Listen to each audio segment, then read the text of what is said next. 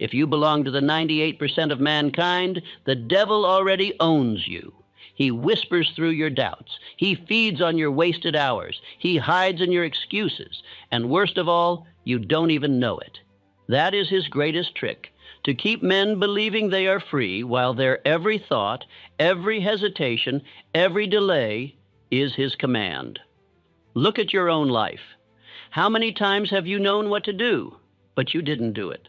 How many times did you dream, then drift, decide, then delay, speak, then silence yourself? That is not you, that is him. And here is the truth you don't want to hear. If you cannot recognize the signs, you are already his servant. 7 signs reveal whether the devil holds your mind in chains. 7 ways to know if you are drifting toward ruin while thinking you are safe. If you see them and ignore them, you will remain enslaved until your last breath.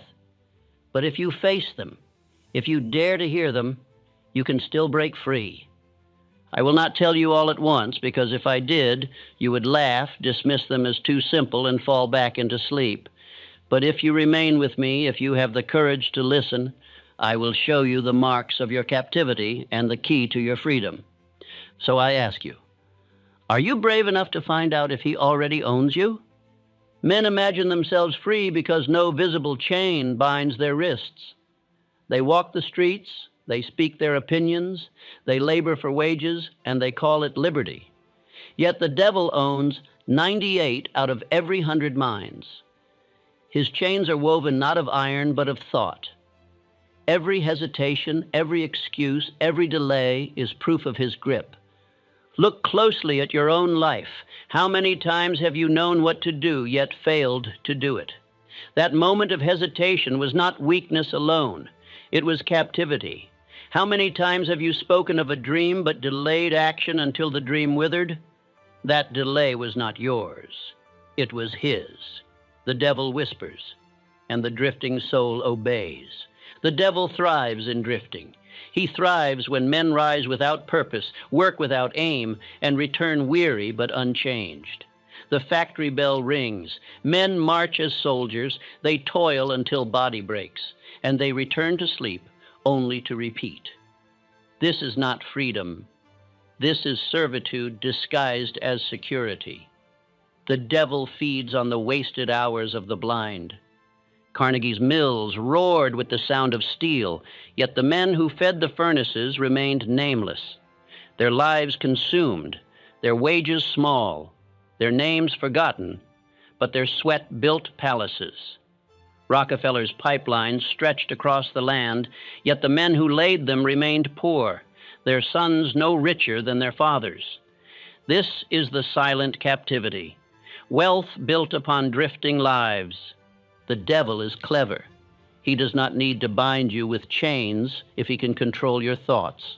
He whispers, be careful, do not risk, be grateful for small wages, play safe and men obey. They believe themselves prudent while in truth they are enslaved. The devil's laughter echoes in every excuse, in every surrender to fear. The first mark of captivity is indecision.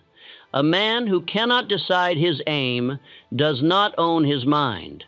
He waits for permission. He asks advice from drifters. He postpones until opportunity vanishes. Indecision is the open gate through which the devil enters. Once inside, he commands delay, breeds fear, and cements the habit of drifting until a man is wholly owned. Fear is another chain. Fear of poverty drives men to accept small wages rather than risk independence. Fear of criticism silences bold ideas, leaving men obedient to the crowd. Fear of ill health, of old age, of death.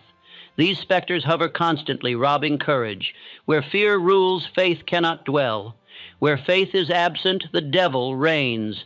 Excuses are his favorite disguise. If only I had more money, more time, more education. These words sound reasonable, yet they are lies. Excuses are the devil's food. Every time you utter one, he grows stronger. He convinces you that circumstances, not choice, control your life. And so men drift endlessly, slaves who imagine they are victims, never seeing the chains of their own making. I have seen this captivity everywhere. Men born with strength and intelligence surrender their lives to routine. They sell their time for bread and call it duty. They wait for opportunity but never prepare. They pray for riches but doubt their own power. All the while, the devil holds their minds, feeding them fear, delay, and excuses until death claims them. The devil's victory is that most men never suspect they are enslaved. They boast of freedom while obeying fear. They praise security while trembling at poverty. They mock ambition while envying the successful. He hides in their speech, their silence, their hesitation. They believe their thoughts are their own, when in truth they are whispered commands from their master. But you may break free if you dare to see the signs. Watch your own thought, your own tongue, your own daily habits. Do you delay? Do you excuse? Do you drift without aim? Each yes is proof that the devil owns you. Each yes is another link in the chain. Recognize the signs, and you have already begun the escape. Carnegie told me often that the greatest tragedy was not poverty itself, but the acceptance of poverty. Men who could rise chose instead to drift, content with scraps while their labor built empires. Rockefeller confessed that the greatest fortune is not oil or gold, but mastery of one's own thought. Without it, even riches cannot free a man. Therefore, the first sign is indecision. The mind that cannot decide belongs not to itself, but to the devil. The man who wavers has no direction. The man who delays has no will. He is a pawn moved by circumstance, a servant awaiting orders. Until he decides, he is already owned. Only the act of definite choice can break that hold.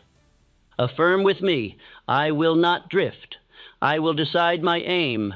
My mind is mine, and no devil commands me. Speak it with conviction.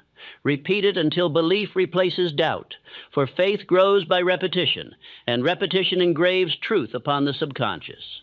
Every day you declare ownership of your mind, the devil's grip weakens and your freedom grows. Look around you. Most men will never say such words. They will laugh, dismiss, drift, and return to labor, but you must not. If you dare to speak, to decide, to believe, you separate yourself from the 98% who are enslaved. You step into the 2% who claim their minds, command their destiny, and live as masters, not servants. This is the beginning. You must see captivity for what it is, silent, hidden, deadly. You must see the devil's marks in hesitation, in excuses, in drifting, in fear. You must admit that unless you cast them out, you too are owned. Then you must decide. Decide your aim. Decide your freedom. Decide to break the chains. Decision is the first victory. Indecision is the chief weapon of the devil. It is the crack through which he enters the mind, the seed from which every chain of slavery grows. A man who cannot decide what he wants, who cannot declare his purpose, who cannot act upon his vision, is already defeated. His body may labor, his lips may speak, but his mind is not his own. The devil delights in indecision. He whispers, "Wait until tomorrow." Consider again, seek advice. Conditions are not yet right, and the man obeys. He postpones, he delays, he drifts. One day becomes a week becomes a year, and a lifetime is spent in hesitation. The devil does not need chains when a man refuses to decide. Schools often train men to drift in this way. The boy who questions boldly is silenced. The boy who obeys without thought is praised. He is told, play safe, do not risk, follow instructions. By the time he leaves the classroom, his habit of obedience is fixed. He has learned to wait for permission, to suppress decision, to accept another's aim as his own. Parents, too, often plant the seed of indecision. With good intent, they say, do not attempt too much. Be careful. Find steady work. They believe they protect the child from failure, yet in truth they chain him to mediocrity. Fear of risk is instilled. Faith is neglected, and the child grows into the man who cannot decide without trembling. Indecision breeds procrastination. Procrastination breeds fear. Fear cements chains. The man who hesitates begins to imagine difficulties greater than they are. He convinces himself that action is dangerous, that delay is prudent. In truth, delay is defeat. Every opportunity requires swift decision. Life yields not to the hesitant, but to the bold. The devil confessed to me in our dialogue, "My greatest weapon is indecision." He explained that once a man fails to fix his purpose, hypnotic rhythm seizes him. Habits of delay form quickly. Each postponed choice strengthens the grip until the man is bound. His life becomes one long waiting, waiting for courage, waiting for certainty, waiting for conditions that never arrive. Look to the mills of Carnegie. Thousands of men labored with skill, strength, and intelligence. Yet they hesitated to think beyond their wages. They drifted from day to day, content to obey orders. Their indecision condemned them to obscurity. They had the same hands, the same strength, the same chance as Charles Schwab. But Schwab decided, and they did not. Schwab entered the mills as they did, but his aim was definite. He decided he would rise. He decided to seize opportunity. He spoke boldly where others were silent. He acted while others hesitated.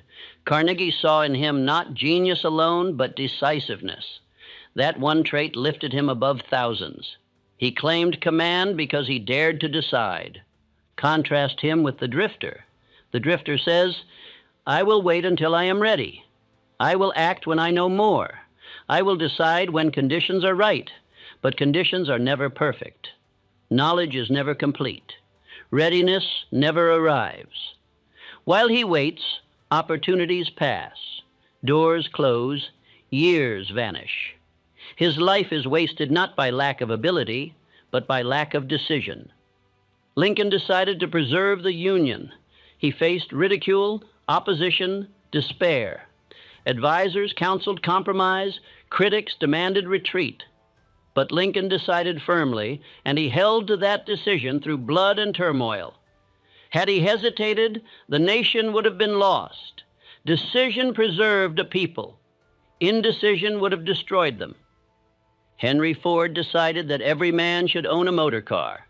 Experts declared it impossible. Newspapers mocked. Financiers doubted. But Ford's decision was firm. He did not alter it with every criticism. He did not wait for permission. He decided, and he acted, and the world changed. The difference between ridicule and empire was decision. The devil whispers to the undecided man, "What will people say? What if you fail? Would it not be wiser to wait?" And the man listens. He postpones action until the moment has passed. He consoles himself with the lie that he is cautious, when in truth he is enslaved. The devil smiles, for indecision has done his work. The man of decision is feared by the devil. Once a man decides firmly, the devil loses power. Decision closes the door against hesitation. Decision summons courage. Decision ignites persistence. It is as if all the forces of life rush to aid the man who has chosen his path. Even defeat cannot conquer him, for decision keeps him moving. Affirm, "I decide boldly. I decide swiftly. I decide daily. My decision frees me." Repeat until hesitation flees. Each morning declare your aim. Each evening review your choices. Never allow a day to end undecided. For every day lived without decision strengthens the devil. Every day lived with decision weakens him and strengthens you. Decision is not recklessness, it is firmness after thought. Once made, it stands.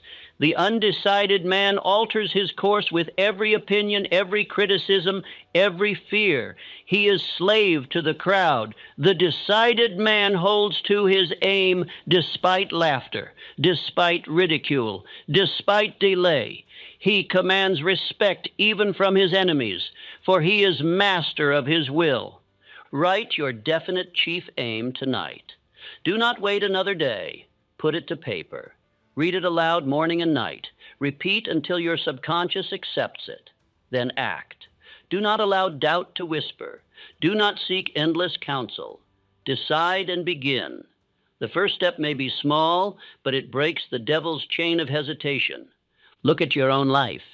Where have you hesitated? Where have you delayed decisions until opportunities passed? Each instance is proof of the devil's influence. Admit it, name it, declare war upon it. Replace hesitation with decision. Replace excuses with action. Replace delay with boldness. This is how you reclaim your mind. The devil owns 98% of minds because 98% of men hesitate. They know what to do, but they delay. They dream, but they postpone. They plan, but they never act. Their indecision feeds him. Their hesitation chains them. Break free by deciding. Decide your aim. Decide your action. Decide daily to command your destiny. Excuses are the devil's favorite food. They are the subtle words with which men defend their own failure. If only I had more money. If only I had better schooling. If only I had time. These are not reasons. They are alibis. Each one strengthens the devil's grip. Each one excuses slavery while pretending to explain it. I have collected 57 common alibis, and each one has been spoken to me by men who drift. They say, I would succeed if only I were younger. I would succeed if only I were older. If only I had influence. If only luck favored me. If only I were not bound by family. The words change, but the spirit is the same. Surrender. Excuses are the devil's trick because they sound reasonable. They give the illusion of thought while hiding fear. A man says, I cannot act until I have more education. In truth, he fears ridicule. He says, I cannot risk until I have more money. In truth, he fears poverty. He says, I cannot decide until conditions improve. In truth, he fears responsibility. The wealthy know that excuses are poison. Ford did not excuse his lack of schooling. Carnegie did not excuse his poverty. Edison did not excuse his failures. Rockefeller did not excuse the ridicule he endured. Each man could have spoken 1,000 alibis, but they refused. Instead, they acted, persisted, and conquered. Their silence in excuses was their roar in achievement. The drifter is skilled at crafting excuses. He repeats them so often that he believes them. His tongue speaks them daily, and his subconscious obeys. Soon he does not even try, convinced that destiny is against him. The devil laughs, for the man has enslaved himself. His excuses are the chain, his tongue is the forge. The man of decision speaks differently. He says, though I am poor, I will act. Though I am uneducated, I will learn. Though I am mocked, I will persist. His words direct his subconscious to action. Life bends to his command. Where excuses kill ambition, affirmations give it life. The tongue builds the future, whether in chains or in freedom. Barnes, who became partner of Edison, could have excused himself. He could have said, I have no money, I have no training, I have no influence. Had he done so, he would have remained a laborer. Instead, he said, I will become Edison's partner. His refusal to excuse himself was his freedom. His bold affirmation created opportunity. Excuses feed hypnotic rhythm. The more you speak them, the more natural they become. I cannot becomes habit. I would if only becomes rhythm. Soon you surrender without thought. You never attempt, never risk, never create. Your whole life becomes one long excuse, whispered to yourself until death. The devil does not need to chain you. You chain yourself. Affirm, I will not excuse myself. I will face truth. I will act. Speak these words daily until they replace the old alibis. Each time an excuse rises, write it down. Look at it with honest eyes. Ask, is this truth or fear? Then replace it with action. For every excuse has a corresponding act that destroys it. The man who says, I cannot because I have no money, can act by beginning with what he has. The man who says, I cannot because I lack education, can act by reading one book, by studying 1 hour. The man who says, I cannot because I have no influence, can act by rendering service until allies appear. Every excuse conceals an opportunity. Consider Lincoln. He was born in a cabin, without wealth, without schooling. By excuses, he should have remained obscure, but he refused to speak them. He read by firelight. He studied law on borrowed books. He spoke with conviction, though mocked for his roughness. His refusal to excuse himself carried him to the presidency and preserved a nation. Think of Edison. Thousands of failures could have excused him. He could have said, "I am too old. I am too weary. The critics are right." Instead, he declared each failure a step forward. His lack of formal training could have excused him. Instead, he trained himself in laboratories of his own making. His silence and excuses gave light to the world. Ford was mocked by experts. They said he was ignorant of theory, unfit for enterprise. He could have excused himself with their criticism. Instead, he ignored them. He decided his aim and pursued it. His refusal to excuse ignorance turned him into the greatest industrialist of his time. Excuses would have left him forgotten. Action made him immortal. Excuses disguised laziness. A man says, "I cannot act because I am too busy." In truth, he is too idle to command his thoughts. He says, "I cannot because others stand against me." In truth, he fears effort. The devil loves such words, for they give the illusion of reason while feeding defeat. He owns every man who excuses himself. Affirm again, "I will not excuse my poverty. I will not excuse my ignorance. I will not excuse my fear. I will act these words, spoken with conviction, dissolve the devil's whispers. They awaken desire, summon faith, direct imagination, and command persistence. Action follows, and excuses vanish. The man who refuses excuses cannot be owned. Write your excuses tonight. Every alibi you have spoken, list them. Then burn the paper. Say aloud, "These lies no longer bind me." Replace each with a statement of action. If you wrote, "I cannot because I am poor," declare, "I will act with what I have." If you wrote, "I cannot because I am old," declare, "I will act today." The devil thrives in the silence of men who excuse themselves. He hides behind their sighs, their delays, their false humility. He laughs when men blame fate, chance, or luck. He smiles when they curse their poverty but excuse their inaction. Every excuse is another hour of slavery, another day of drifting, another life wasted. But the man who tears away excuses becomes dangerous. He acts while others delay. He seizes opportunity while others hesitate. He grows strong while others complain. His silence in excuses becomes thunder in achievement. The devil trembles before such a man, for he cannot be owned. His mind is his own, his destiny his own. Therefore, I command you, cease speaking excuses. Refuse the devil his favorite food. Face truth with courage. Replace alibis with action, fear with faith, hesitation with decision. Speak affirmations of power until excuses flee your tongue. Act daily until excuses die from disuse. In their absence, freedom will live. Drifting is the devil's most subtle form of slavery. It is not violent, it is not sudden, it is slow poison. A man does not wake one morning in chains. He wakes to habit, to routine, to a life that repeats itself without purpose. The devil delights in this, for a drifting mind is a surrendered mind. 98% of men live this way. To drift is to move without aim. It is to rise because the bell rings, to labor because the master commands, to eat because the clock strikes, to sleep because fatigue demands, all without definite plan. The drifter is busy, but he accomplishes nothing. His life is motion without direction, labor without meaning, existence without destiny.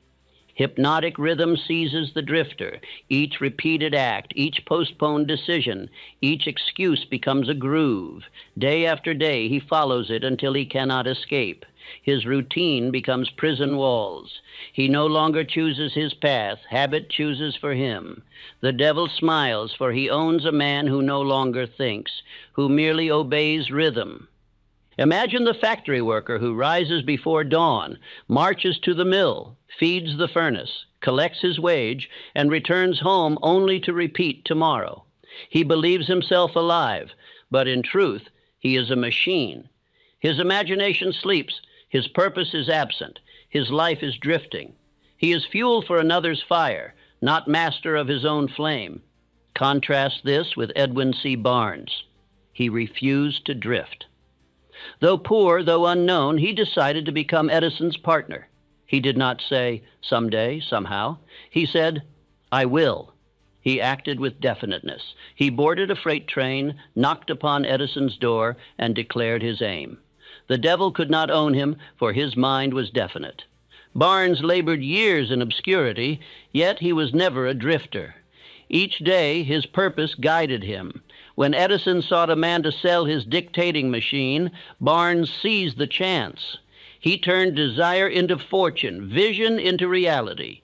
Had he drifted like the thousands who worked without aim in Edison's factories, his life would have ended in obscurity.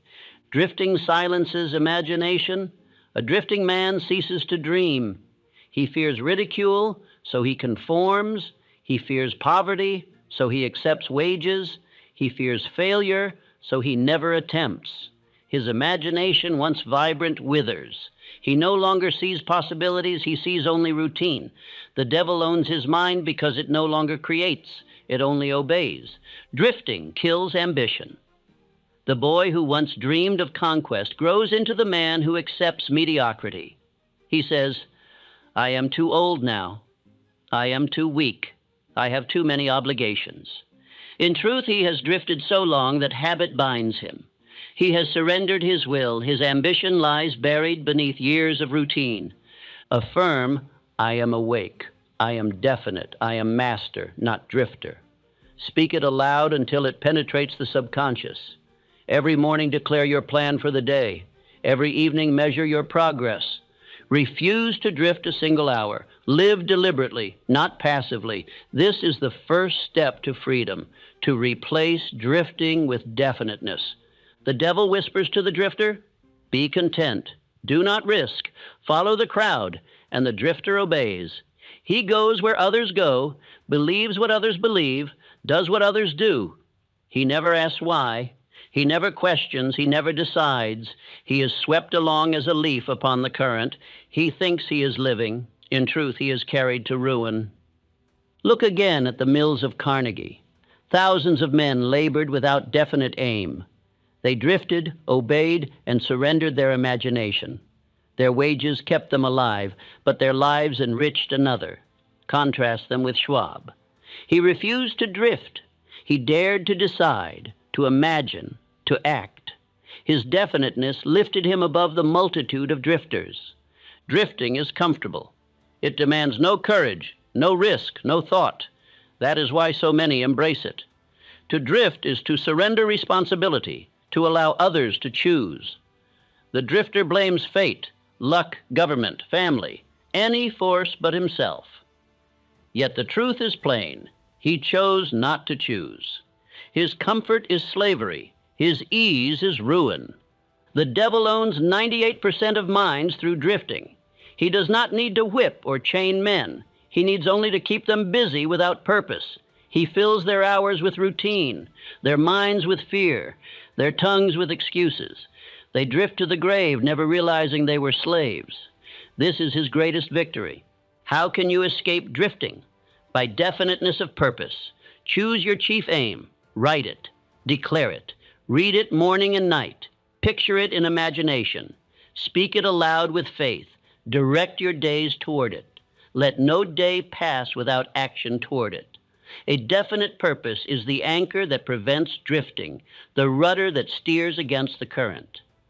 Exercise. Plan each day in writing. Refuse to drift even 1 hour. Ask continually, does this act move me toward my aim, or am I drifting? Each time you drift, return to definiteness. In time, this habit will replace drifting with action. Your life will cease to repeat endlessly. It will move with direction toward destiny. Affirm again, I am awake. I am definite. I am master, not drifter. Speak it until it becomes nature. For affirmations repeated with emotion engrave themselves upon the subconscious. When belief replaces doubt, drifting ends. The devil flees from the man who commands his thought with definiteness, for he cannot own a mind that knows its aim. Remember this truth. The devil owns the drifter, because the drifter owns nothing, not his time, not his thought, not his aim. He rises at another's command. He labors for another's purpose. He drifts toward another's gain. But the man of definiteness owns himself. He commands his hours, his thought, his destiny. He is free, and freedom is mastery. Therefore I charge you, awaken, refuse drifting, refuse the devil's silent chains, choose your aim, declare it, act upon it, guard against routine without purpose, live deliberately each day. For the devil owns 98% of men through drifting, but he cannot own the 2% who live with definiteness. Be among them. Be master, not slave. Fear is the devil's whip. It is the unseen lash that keeps men obedient, silent, and small. Chains of iron may be broken by strength, but chains of fear bind the spirit itself. The devil owns 98% of men, not through force, but through fear. They believe their chains imaginary, yet they tremble as if beaten by whips. There are 6 basic fears through which the devil commands: the fear of poverty, the fear of criticism, the fear of ill health, the fear of loss of love, the fear of old age, and the fear of death. Each one strikes at the mind until courage surrenders.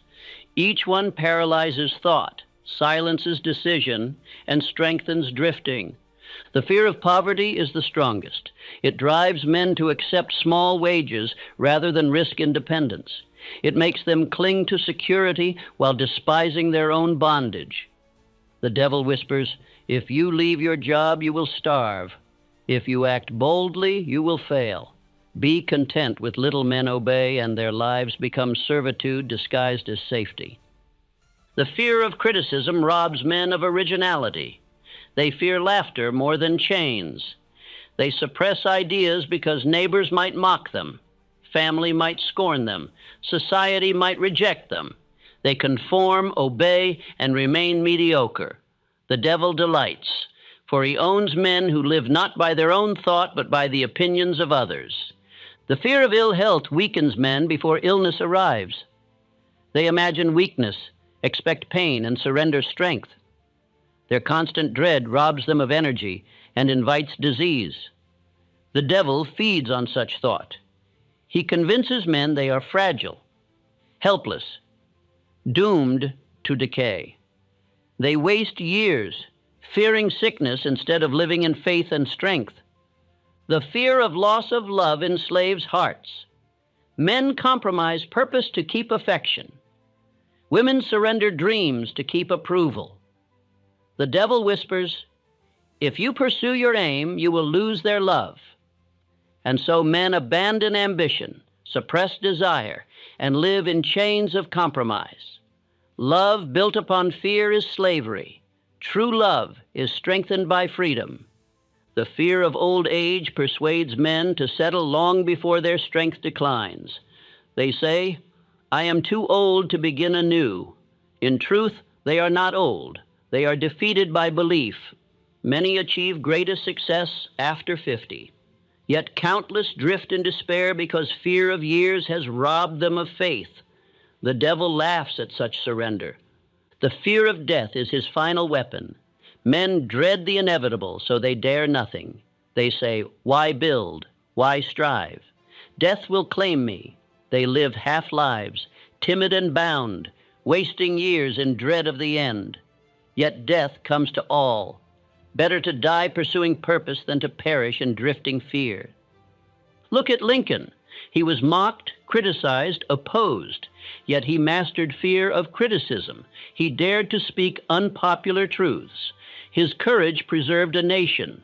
Consider Edison, who endured thousands of failures. He mastered fear of ridicule and defeat. His persistence lit the world.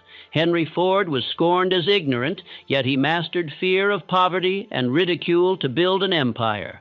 Faith and fear cannot dwell together. One expels the other. Fear whispers of defeat. Faith declares victory. Fear paralyzes action. Faith commands it. Fear enslaves. Faith liberates. To master fear, you must cultivate faith deliberately. Speak affirmations of power. Picture success vividly. Act boldly in spite of trembling. Each step weakens fear and strengthens faith. Exercise. Write your fears on paper. Name them honestly. Say aloud, "This is the devil's weapon." Then burn the paper as declaration that you will no longer obey. Replace each fear with a statement of faith. If you feared poverty, declare, "I command riches." If you feared criticism, declare, "I stand by truth." Repeat until belief replaces dread. Affirm, "I fear nothing. I believe. I dare. I rise." Speak with emotion, not as empty phrase. Let your voice carry conviction. Repeat morning and night. The subconscious will absorb it. Faith will grow. Fear will flee. The devil cannot dwell in a mind filled with affirmations of faith. He thrives only in silence, doubt, and hesitation. Infinite intelligence aids the fearless. Bold men attract allies, ideas, and resources. Their courage inspires others. Their faith commands opportunities unseen by the timid. Fear isolates. Faith unites. Fear paralyzes imagination. Faith awakens it. Fear whispers, "Impossible." Faith declares, "It is done." Choose daily which voice you obey. Your destiny depends upon that choice. The wealthy are fearless, not because they are immune to risk, but because they master fear with faith. Carnegie dared when others trembled. Rockefeller acted when others doubted. Schwab spoke boldly when others remained silent. Each man felt fear, but each refused to obey it. Their faith ruled their thought, and their thought commanded fortune. The drifter is always afraid. He fears poverty, so he accepts wages.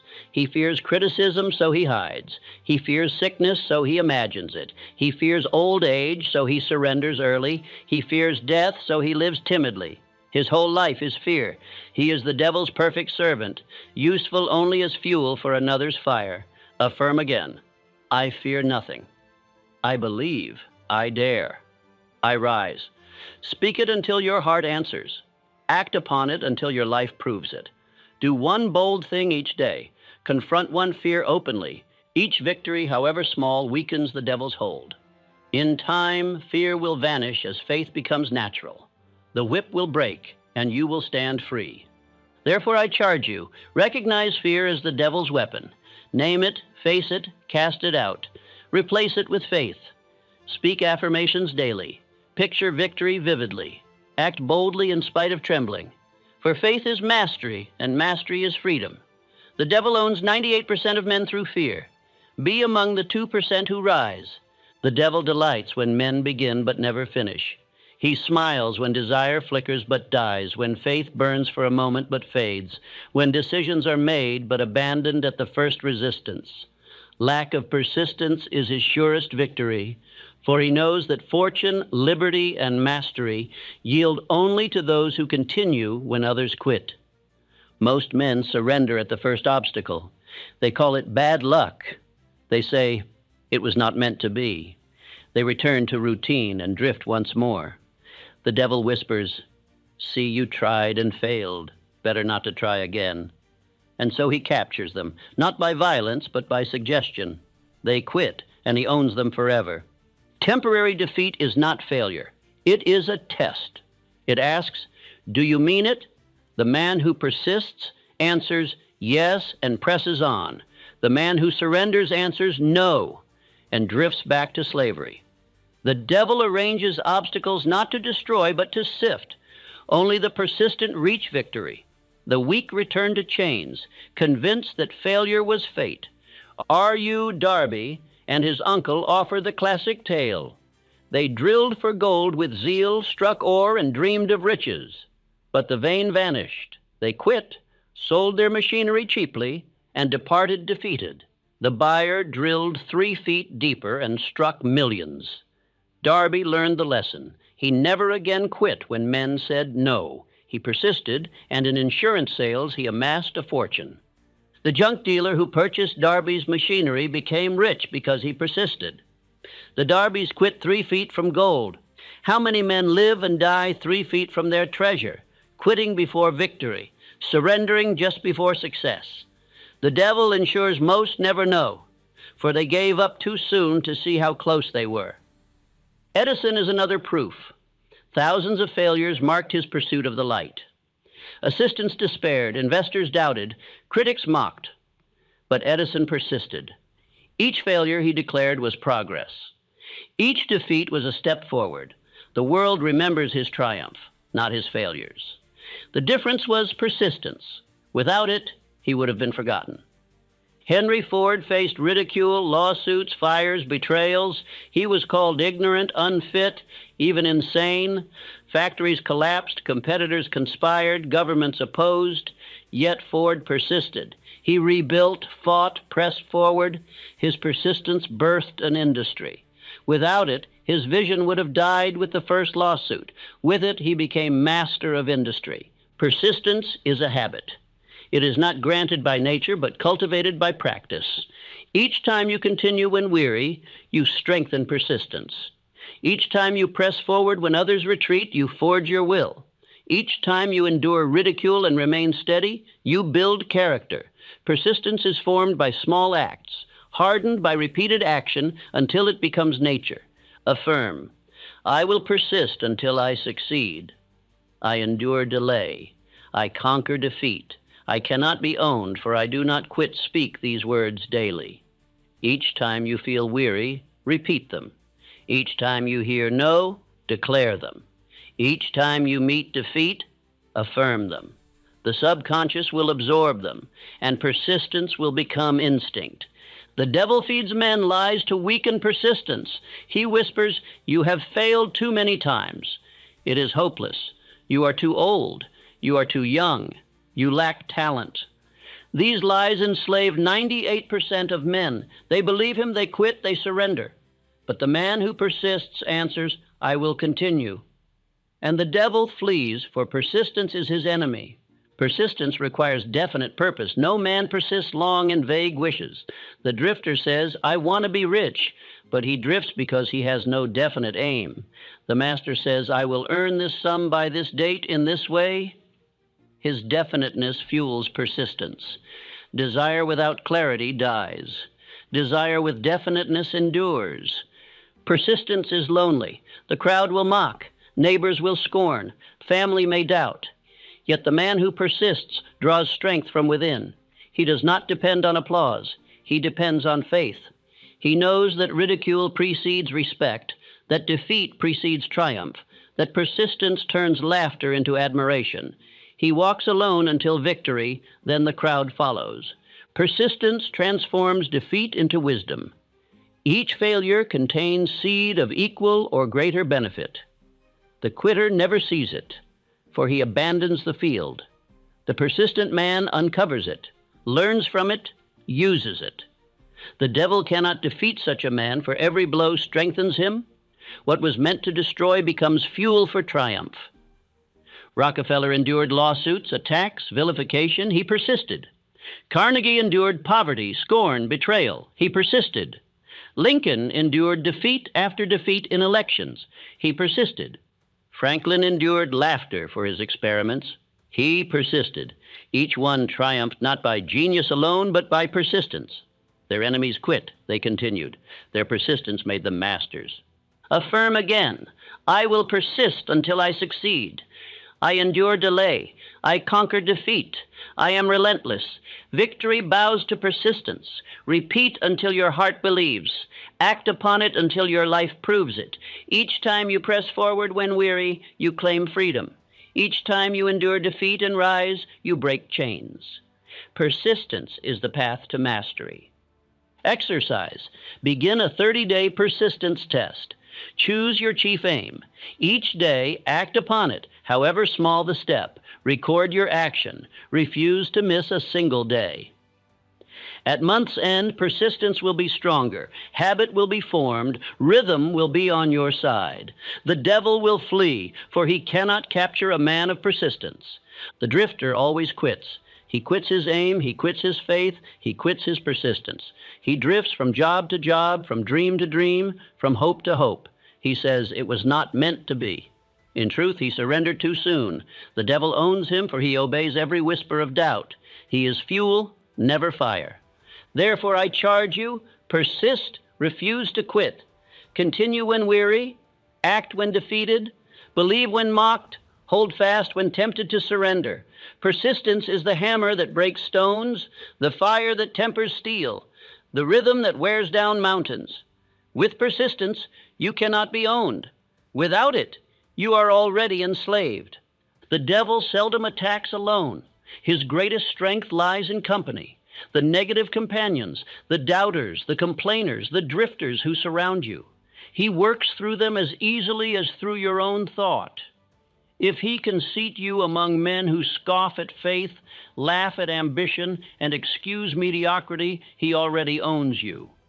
Their words are his tongue. A man's environment shapes his destiny more than he admits. Sit daily among drifters and you will drift. Speak daily with complainers and you will complain. Share daily with cowards and you will fear. The devil knows this, so he surrounds men with negative company. Soon they adopt the beliefs of their companions until their own thought is no longer theirs. Carnegie built empires because he surrounded himself with brilliant men of faith and purpose. He confessed openly that his fortune was the fruit of men greater than himself. But the drifter surrounds himself with equals in weakness. He envies the bold, avoids the faithful, resents the definite. He prefers company that confirms his excuses, and so he perishes in mediocrity. The mastermind principle reveals the law. Harmony multiplies power. Discord destroys it. When two or more minds unite in faith and definite aim, a third invisible force arises, a greater intelligence than any one of them. But when a man surrounds himself with doubters, cynics, and complainers, his power is scattered, his imagination silenced, his faith extinguished. The devil owns men through negative company because most lack courage to separate. They fear loneliness, so they cling to destructive friendships. They fear ridicule, so they remain among mockers. They fear criticism, so they conform to the crowd. Better to be alone in faith than among thousands in doubt. One ally of courage is worth more than 1,000 drifters. Think of Rockefeller. He was not alone in building his empire. He attracted partners, financiers, and organizers who shared his definiteness. Together they formed a mastermind of immense force. When attacked by government, press, and rivals, he endured because his company was strong. Had he been surrounded by doubters, his empire would have crumbled. Negative company poisons faith. Speak daily with one who scoffs, and your own belief weakens. Listen to constant complaints, and your courage dwindles. Accept the advice of cowards, and your boldness dies. The devil uses your companions to whisper what you would resist alone. You think it is their voice. In truth, it is his. Affirm, I attract allies of faith and power. I reject drifters. I rise with men of purpose. Speak this until your subconscious accepts it. For belief attracts its own. Faith attracts the faithful. Doubt attracts doubters. If you affirm it daily, men of courage will appear. If you drift, the devil will seat complainers at your side. Examine your circle. Write the names of those with whom you spend most hours. Ask, do they lift me or chain me? Do they inspire faith or fear? Do they dream or drift? This list reveals whether you are free or enslaved. If your circle is negative, you are already owned. Sever ties or perish with them. Do not fear separation. The road of mastery is often lonely. Better to walk alone with faith than with a crowd in chains. Soon, by the law of attraction, new allies will appear, men of definiteness, courage, and vision. They will form your mastermind. Together you will rise. But first you must reject negative company. Edison's laboratory was filled with men who believed. They worked tirelessly because his vision infected them. Their faith multiplied his. Contrast this with the average workplace filled with grumblers. Their words are chains. They drain enthusiasm, mock ambition, kill imagination. The devil thrives there, for his whispers echo daily in their complaints. The drifter loves negative company. He fears men of decision, for they expose his weakness. He avoids men of faith, for they challenge his excuses. He prefers companions who excuse his delay, share his fears, and confirm his mediocrity. Thus they all perish together, each reinforcing the other's slavery. The devil smiles, for he owns them as a herd. Rockefeller, Carnegie, Ford, Schwab, each attracted strong allies. Each built fortunes, not alone, but with others who believed. Their strength was multiplied by company. But the 98% who drift surround themselves with complainers. They inherit poverty not by fate, but by choice of companions. Their company was their downfall. Affirm again, I attract allies of courage. I attract men of purpose. I reject complainers. I unite with the definite. Together we rise. Speak it daily. Live it daily. Each time a complainer speaks, excuse yourself. Each time a cynic laughs, walk away. Each time a drifter tempts you to waste time, refuse. Your freedom depends upon your circle. The devil confessed, once I seat a man among drifters, I need not labor further. They will enslave him for me. Do you see the truth? He does not need to whisper if your companions whisper for him. He does not need to chain you if they chain you. Your circle is either your fortress or your prison. Choose wisely. Therefore I command you, list your companions, judge them with honesty, sever ties with those who poison faith, seek allies who believe, form a mastermind of men united in definite aim, meet regularly, share openly, encourage each other. The devil cannot enter a union of faith. He flees from harmony. He owns only discord, complaint, and doubt. The sixth sign that the devil owns you is this: you are surrounded by negative company. If you see it, you must act. To remain among them is to perish with them. To separate is to suffer loneliness for a season, but to gain freedom forever. Choose, for your companions are either chains that bind you or wings that lift you. The devil claims men most securely when he dulls their imagination. For imagination is the workshop of the mind, the bridge between desire and reality, the faculty by which man becomes master instead of servant. Without it, he drifts. Without it, he fears. Without it, he accepts chains as natural. The man who fails to use imagination is already enslaved. Imagination is the eye of the soul. With it, man sees what is not yet, hears what others cannot, and creates before creation exists. Every fortune, every invention, every triumph began in imagination. Edison pictured light before it glowed. Ford pictured cars before they rolled. Carnegie pictured steel before it ruled. Without imagination, each would have perished in mediocrity. The devil whispers, do not dream too boldly. Do not picture what is impossible.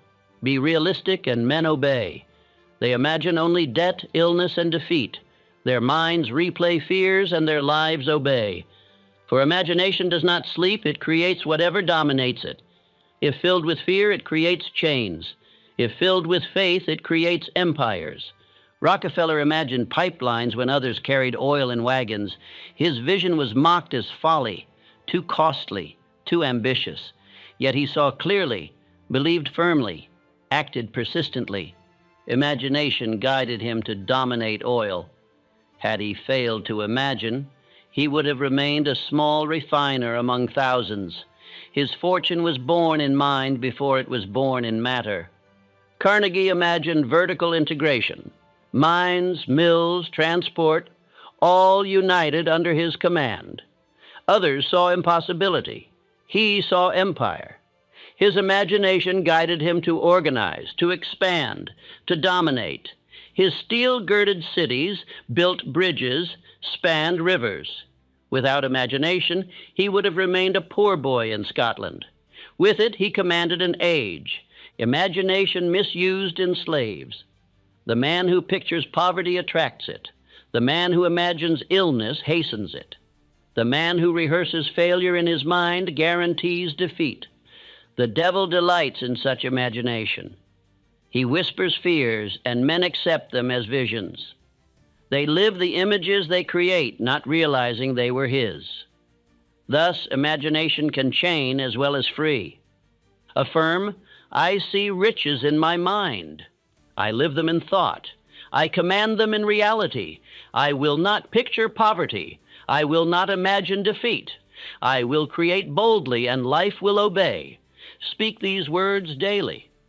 For repetition with emotion engraves them upon the subconscious, and imagination obeys. You will create what you see. The drifter fails to use imagination.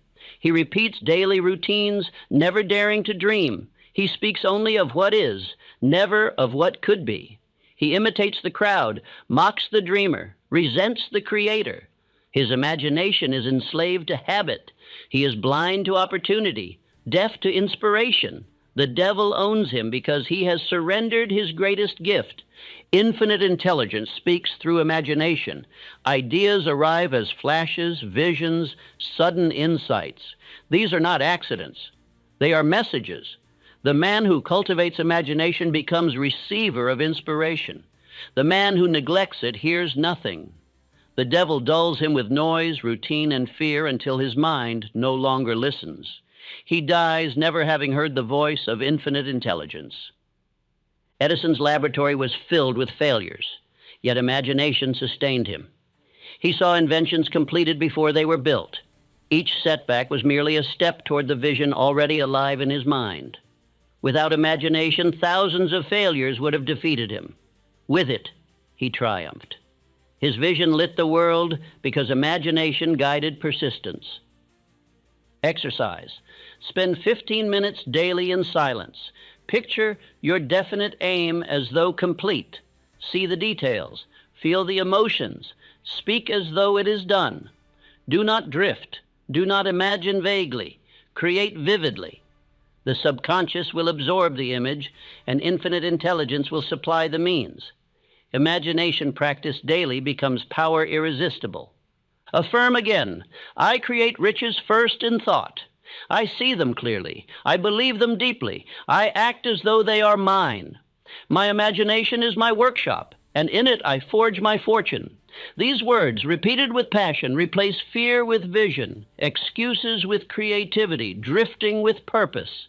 The devil flees from the man who uses imagination deliberately. Failure to use imagination is the devil's seventh sign. It is the mark of a mind asleep, a soul enslaved. If you do not picture your own future, he will picture it for you. If you do not command your imagination, he will fill it with fear. If you do not create boldly, you will serve as fuel for those who do. Look at the 98%. They speak only of wages, debts, sickness, and old age. Their imagination is chained to fear. They drift, complain, and perish. Look at the 2%. They speak of visions, plans, inventions, and destinies. Their imagination is free. They rise, create, and command. The difference is not birth, but use of imagination. Therefore, I charge you, awaken your imagination. Guard it against fear. Direct it toward your definite aim. Feed it with affirmations. Exercise it daily in vivid vision. Refuse to let the devil dull it. For imagination is the faculty by which you create freedom, wealth, and mastery. Fail to use it, and you are already owned. Freedom is the prize of the 2%. It is not given by fortune, by society, or by the wealthy. It is seized by the man who reclaims his mind from the devil. 98% of men perish in slavery of thought.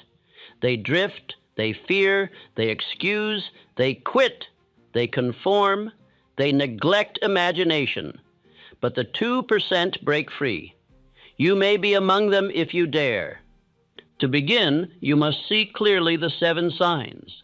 indecision, excuses, drifting, fear, lack of persistence, negative company, and failure to use imagination. These are the devil's marks upon the enslaved. If you see even one upon yourself, you are already his servant. Yet recognition is the first key to liberty. You cannot break chains you do not admit. The devil thrives in secrecy. He whispers, and men believe the words are their own. He chains them with hesitation, and they call it prudence. He feeds them excuses, and they call it reason. He binds them to drifting, and they call it routine. He lashes them with fear, and they call it caution. He owns them, and they call it freedom. But once a man sees the signs, the spell is broken. He knows the hesitation was not his. He knows the excuses were not truth. He knows drifting is not life, fear is not caution, routine is not destiny. He begins to rebel. His rebellion begins not in streets, but in thought. The greatest revolution is mastery of one's own mind. Indecision must be slain first. A man who cannot decide owns nothing, not his thought, not his hours, not his destiny. You must write your definite chief aim and declare it. Speak it morning and night. Refuse to sleep until it is affirmed. Each act of decision closes the door against the devil. Each firm choice strengthens liberty. Decision is sovereignty. Excuses must be burned. Write them on paper. If only I had more money, more time, more schooling, more influence. Burn the page.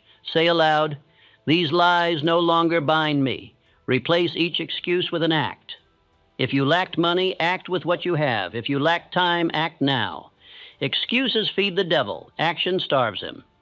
Drifting must be replaced with definiteness. Plan each day deliberately. Ask yourself, does this move me toward my aim, or am I drifting? Each time you drift, correct it at once. Drift is slow death. Purpose is life. The devil owns 98% because they drift. The 2% live deliberately. Choose. Each hour either frees you or enslaves you. Fear must be cast out by faith. Write your fears. Name them. Burn them. Replace them with affirmations. I fear nothing. I believe. I dare. I rise. Speak daily until belief grows. Act boldly in spite of trembling. Each act weakens fear. Faith grows by use. The devil flees from faith, for it is the light that reveals his lies. Lack of persistence must be conquered by habit. Choose your aim. Act daily for 30 days without fail. Small or large, act. Record each act. At month's end, persistence will be habit. Each day continued strengthens rhythm. Each day missed weakens it. The devil whispers, quit. You answer, I persist. He cannot defeat a man who refuses to stop. Negative company must be severed. Write your circle. Judge them. Do they lift or chain you? Sever ties with complainers, doubters, drifters. Better alone with faith than among thousands in fear. Soon, by the law of attraction, new allies will appear. Men of purpose, courage, definiteness. Unite with them. Form a mastermind. Harmony multiplies power. Discord destroys it. Failure to use imagination must be replaced with vivid vision. Spend time daily in silence. Picture your definite aim as complete. See the details, feel the triumph, believe it done. Speak affirmations as though it exists now. Imagination is the workshop of freedom. Without it, you are prisoner to what is. With it, you create what shall be. Affirm daily, my mind is mine. I decide, I act, I persist, I believe, I imagine, I surround myself with faith. I am free, speak it morning and night. Repetition engraves it upon the subconscious. The subconscious directs action. Infinite intelligence responds. In time, your outer world will mirror the inner declaration. Liberty begins within. The devil cannot own the man who commands these 7. He trembles before definiteness. He flees from faith. He starves when excuses die. He loses power when imagination creates boldly. He cannot chain the persistent. He cannot enter the circle of a mastermind in harmony. Such a man is dangerous. He is useless as fuel, for he burns by his own fire. Look to Lincoln. He mastered indecision with firmness of purpose. He mastered excuses by rising from poverty to greatness. He mastered drifting by living deliberately. He mastered fear by faith in justice. He persisted through defeat after defeat. He surrounded himself with strong allies. He imagined a union preserved and slavery destroyed, and it was so. Look to Edison. He decided firmly to create light. He excused nothing in failure. He never drifted, for his life was one long experiment. He feared nothing, not even ridicule. He persisted through thousands of defeats. He surrounded himself with believers in his laboratory. His imagination created devices unseen before. He mastered all seven, and the world remembers him. Look to Ford. He decided to build cars for the multitude. He excused not his ignorance. He did not drift. He worked daily. He mastered fear of ridicule by faith in his vision. He persisted through lawsuits and fire. He surrounded himself with engineers and allies. His imagination created the assembly line. He mastered the seven signs, and the devil could not own him. Look to Carnegie. He decided upon steel. He excused not his poverty. He drifted not, but advanced steadily. He mastered fear by faith in opportunity. He persisted despite betrayal and scorn. He surrounded himself with men of brilliance. He imagined vertical integration of industry. He mastered the seven signs, and fortune followed. If they could rise, so can you. They were not born free of fear, excuse, or drift. They mastered them. The same law governs you. The same path is open. The only question, will you choose it? Or will you remain among the 98% enslaved, excusing, drifting, fearing, quitting, poisoned by companions, blind in imagination? Do not wait for another day. Begin now. Write your definite chief aim. Burn your excuses. Plan your day deliberately. Write your fears and replace them with affirmations. Act daily toward your aim. Sever ties with drifters. Spend time in vision. Repeat affirmations until belief becomes nature. Do this and freedom is yours. Affirm once more, my mind is mine. I decide, I act, I persist, I believe, I imagine. I surround myself with faith. I am free. These words are not mere sounds. They are commands to the subconscious, decrees to infinite intelligence, laws to your destiny. Speak them daily. Live them hourly. Prove them with action. Freedom will answer. The devil owns 98% of minds. They perish in excuses, drifting fear, lack of persistence, negative company, and blind imagination. But the 2% live differently. They decide, they act, they persist, they believe, they imagine, they surround themselves with faith, they live deliberately, they command their destiny, they are free. Therefore I charge you, be among the 2%. Refuse indecision. Refuse excuses. Refuse drifting. Refuse fear. Refuse surrender. Refuse negative company. Refuse blind imagination. Command your mind. Declare your aim. Act with faith. Persist until victory. Unite with the faithful. Imagine boldly. Live deliberately. In this way you will break chains forever. Say it once more. The devil owns 98% of minds. I will be among the 2% who are free. Speak it daily until your soul believes. Act upon it until your life proves it. For freedom is not gift, it is conquest. The devil may own 98%, but he cannot own you if you refuse him. Choose now.